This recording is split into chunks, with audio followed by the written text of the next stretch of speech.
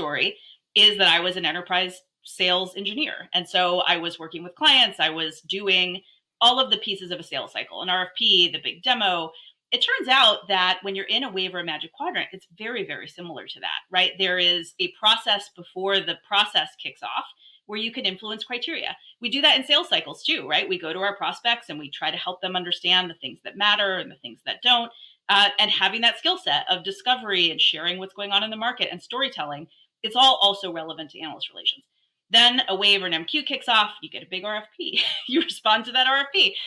Then there's a big dog and pony show briefing where Forrester and Gartner do this in very different ways, but you've got executives sharing, what's the story of this company. You do a product demonstration, their customer references involved.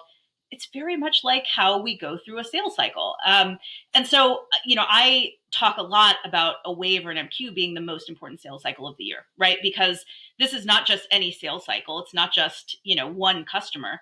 If you think about how companies use waves and magic quadrants and the equivalent, it's everywhere, right? It's in everybody's email signature. It's in every RFP you send out. It's in everybody's LinkedIn profile. It's on the front of your website. And so it's a make or break moment that I argue you should be treating like the most important thing you do all year from a sales perspective. And that means bring in your best sales engineer. That person has great context on what buyers want. They have great storytelling. They are pros at handling a demo and hitting their time and all of those kinds of things.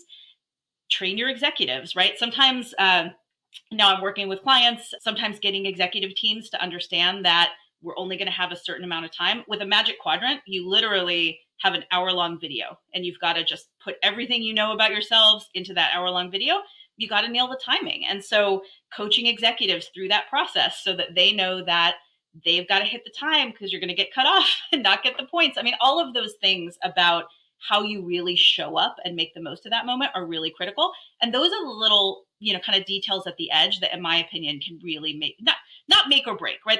They shouldn't turn you from a leader into a challenger. But could you move across a line from a strong performer to a leader status because you've done a couple of things right, because you've been smart strategically?